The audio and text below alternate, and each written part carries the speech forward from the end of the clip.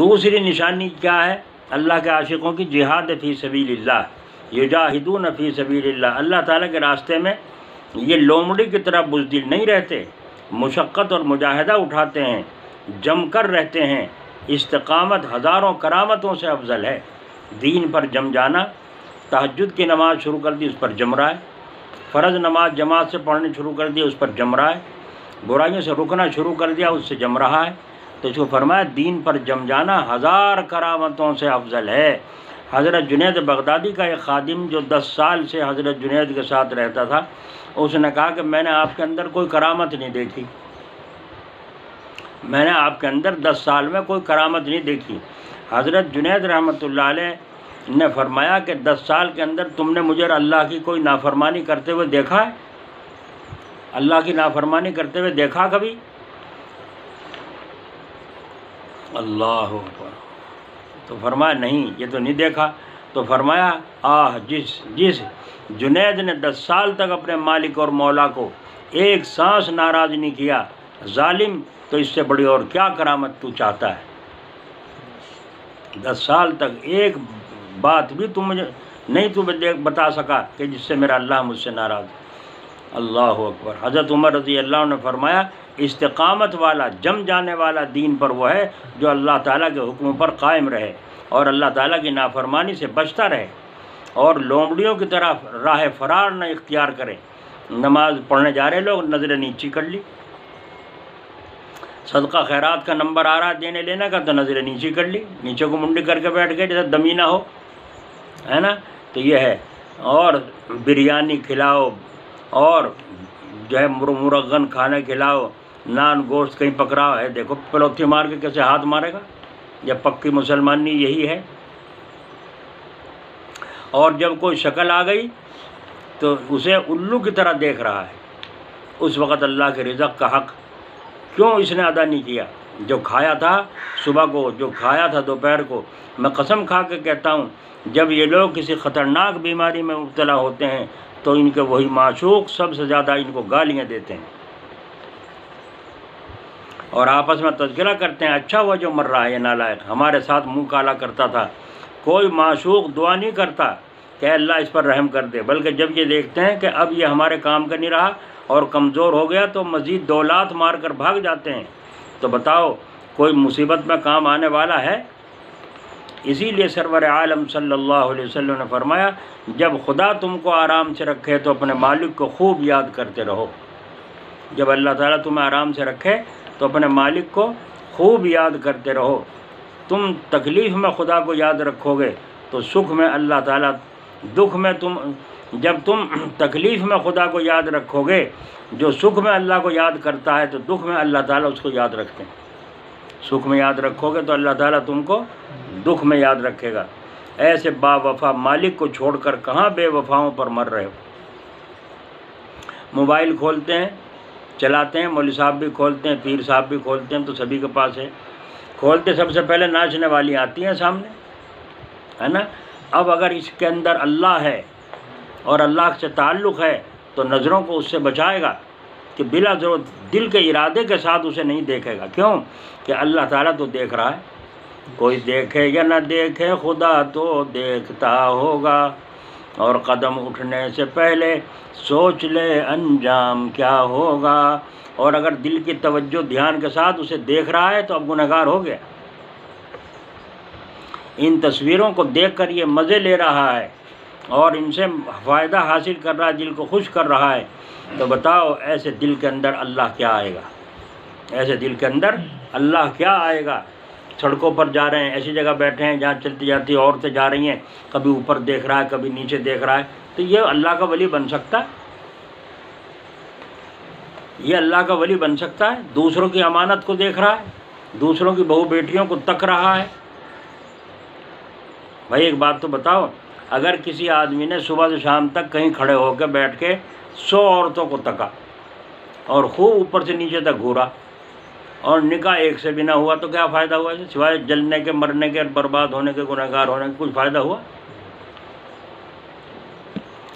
تو دوسری چیز کیا ہے؟ جہاد فی سبیل اللہ، اللہ تعالیٰ کے لیے مشقت اٹھانا۔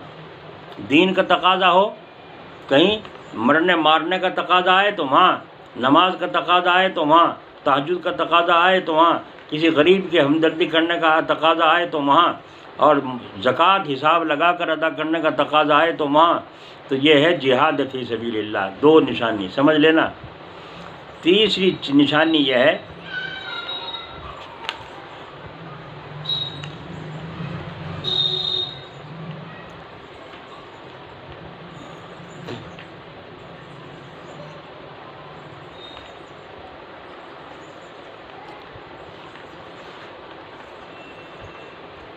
ہائے ہائے ہائے کیا بتاؤں بھائی، عجیب معاملہ ہو گیا.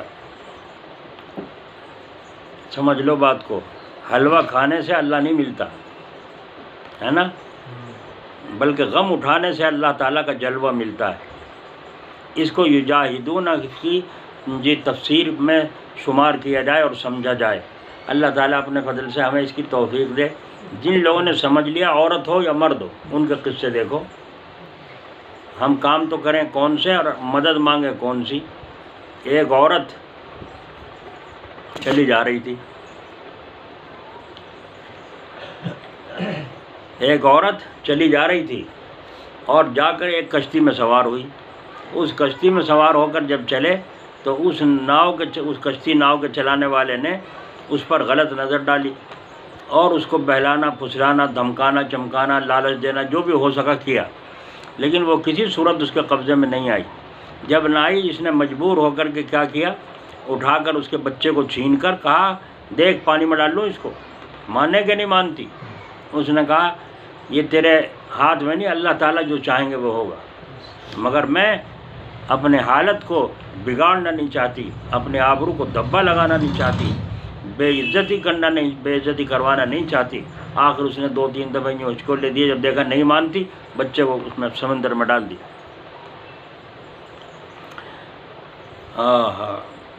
کتنا صدمہ ہوا ہوگا اس عورت کو. اور یہاں رکھ لیا. اسی لیے عورتوں کو اکیلے سفر نہیں کرنا چاہیے. آج کل عورتیں بھاگی پھر رہی ہیں، چھو چھا کرنے والوں کے پاس بھی آتی ہیں، ہے نا، اور وہاں جا کر پھر جب کوئی جال پھنس جاتے ہیں پھر روتے پھرتی ہیں. تو خیر، جب اس نے کہا اب ہو جا تیار، میری خواہش کو پورا کرنا پڑے گا ورنہ اب تجھے بھی اس میں دھکا دوں گا، اس نے اس کا ہاتھ پکڑ کے کھینچنا شروع کیا.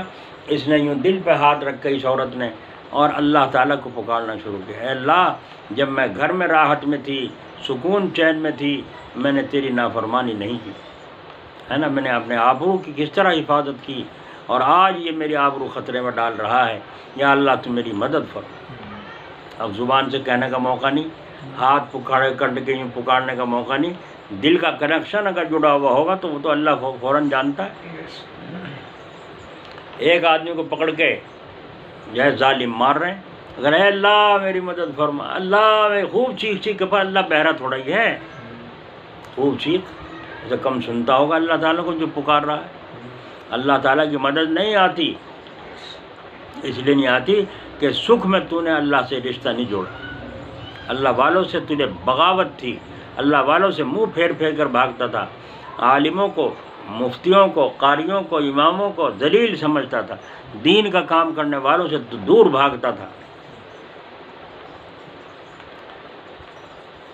تو اس عورت نے جب یہ دعا کی، اللہ تعالیٰ کا حکم، اس سمندر میں سے، دریا میں سے ایک جانور نکلا اور اس کو ایک دم یوں اچک کے اور نکل گئے، اچک کے اس کو نکل گیا اور تو اپنا چلا گیا دھار میں. اب یہ جو تھا، یہ عورت جو تھی، اس کشتی میں کے لیے دھکے کھاتی، ادھر سے ادھر سے. ایک جزیرہ آ گیا، ٹاپو جسے کہتے ہیں، پانی کے بیچ میں. وہاں جا کے گھاس واس پکڑ کے اوپر چڑھ کے بیٹھ گئی، انتظار کر رہی ہے اللہ کوئی راستہ نکالے گا زندگی اگر ہوگی تو. ادھر سے ایک اور ناؤ آ رہی تھی مستی کے ساتھ. اس نے اپنا کپڑا ہلایا، انہیں دکھایا، کہا بھائی کوئی پریشان حال نظر آوے، کوئی آدمی ہے کیا ہے. انہوں نے چھوٹی کشتی اس میں ڈال کے اس کے پاس گئے، جا کے اسے لے کر وہاں آئے، اس سے حالات پوچھے. جس وقت اس نے اس کی ناؤ میں قدم رکھا تو دیکھا وہ بچہ اس کا اس میں ناؤ میں پڑا ہوا ہے. بس یہ تو اوپر سے گری اس کے اوپر، ہائے میرے بچے کہہ کر جو گری. لوگوں نے کہا باولی کہیں کی، سیدھی ہو، کیا گول شور مچا رہی ہے، کیا مطلب ہے. کہا یہ میرا بچہ ہے۔ تیرا بچہ کہاں سے آیا؟ اس نے کہا دوستو میرا حال عجیب ہے۔ اس نے اپنا قصہ سارا سنایا، اس طریقے سے میرے بچے چھین کے اس میں ڈال دیا تھا اور اس طریقے سے میری جان بچی اور اسے جانور کھا گیا۔ انہوں نے کہا اچھا تیرا قصہ عجیب ہے تو ہمارا بھی قصہ عجیب ہے۔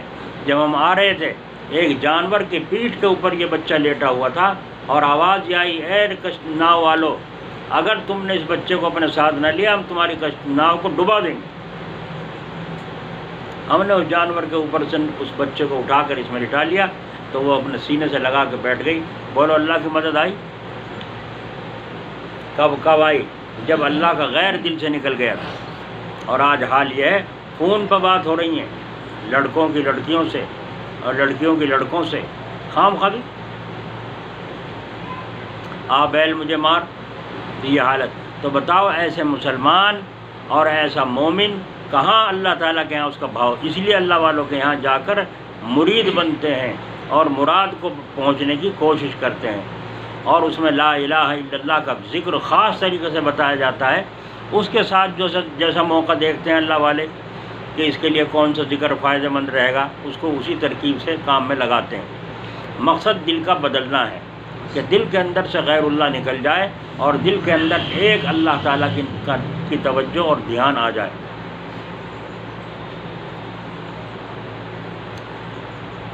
اللہ اکبر۔ کسی نے کہا ہے آہ جب دنیا سے کوئی آخرت کو جائے ہے، نہیں آئے جب دنیا سے کوئی آخرت کو جائے ہے، بس اکیلا جائے ہے اور سب دھرا رہ جائے ہے۔ کچھ لے کے جا ساتھ۔ لا الہ ہے مقدم کلمہ توحید میں، لا الہ یعنی پہلے لا الہ مقدم ہے کلمہ توحید میں، غیر حق جب جائے ہے تب دل میں حق آ جائے ہے۔ جب غیر دل سے نکلے گا جب اللہ دل میں آئے گا تو لا الہ الا اللہ، لا الہ الا اللہ۔ جب بتاؤ جب آدھ گھنٹے تک آدمی جو کہہ رہا ہے لا الہ میرا کوئی معبود نہیں اللہ سوائے تیرے، تو جب دل میں تقاضا گناہ کا پیدا ہوا تو جب وہ یاد آئے گا نہیں آئے گا؟ تو کیا کہہ رہا تھا وہاں بیٹھا ہوا جب ذکر کر رہا تھا کہ اللہ میں تو تیری بندگی کرتا ہوں، تو ہی میرا معبود ہے، اور اب یہ کیا ہونے لگا؟ بدک جائے گا، اس کی آنکھیں نہیں اٹھ پائیں گی نامحرموں کی طرف دیکھنے کے لیے، نظریں نیچے رکھے گا، اور تنہائی میں بھی اگر ہوگا اور موبائل چلا رہا ہوگا تو اس میں بھی ایسے نقشے نہیں دیکھے گا، کیونکہ یوں سوچ رہا ہے کہ مخلوق سے تو پردہ کر لیا لیکن خالق سے پردہ نہیں ہو سکتا۔ اس لیے لا الہ الا اللہ کی ضربیں یوں لگائی جاتی ہیں۔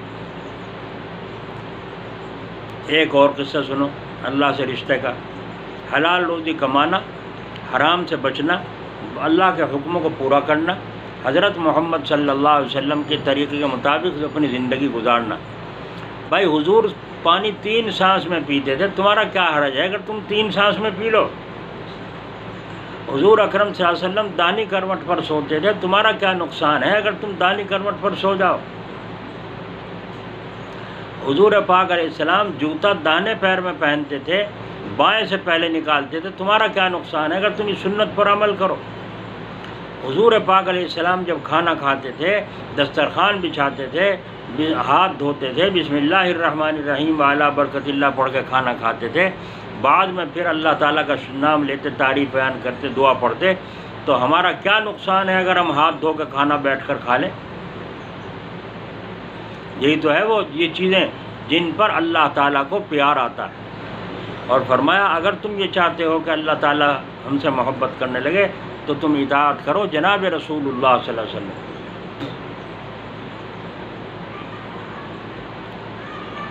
اللہ اکبر، اطاعت کرو رسول اللہ صلی اللہ علیہ وسلم۔ تو بیچارہ مزدور لوہار اپنا کام کر رہا تھا کہ کچھ پیسے اکٹھے ہو گئے، گھر اپنے ملنے جا رہا تھا، تو رات کو سفر کرتے پیدل چلے جا رہا ہے، تو راستے میں جب آیا تو اس سے پہلے پولیس والوں کو بادشاہ نے لگا رکھا تھا کہ رات کو کوئی مسافروں کو پریشان نہ کرے، رات کو سفر کرتے ہیں لوگ تو مسافروں کو کوئی پریشان نہ کرے، تمہاری ڈیوٹی ہے۔ تو وہ پولیس والے وہاں کھڑے ہو کر کے اور راستے میں دیکھ بھال کر رہے تھے لوگوں کی، جیسے اب بھی کھڑی رہتی ہیں گاڑی، کہیں کہیں سفر میں دیکھو گاڑیاں کھڑی رہتی ہیں، 100 نمبر کی 112 نمبر گاڑی کھڑی ہے تو یہ پولیس والوں کا انتظام سرکار کی طرف سے کہ لوگوں کو پریشانی سے بچایا جائے، لیکن کیا کریں جب وہ پولیس کے روپ میں ڈاکو بیٹھے ہوں؟ روپ تو ہے پولیس کا، اب محکمہ امن کا آدمی ہے لیکن اندر سے ہے ڈاکو، یوں سوچتا ہے کہ مسافر پھنسے تاکہ ہم اس سے کچھ کمائیں، ہاتھ پلہ لگے۔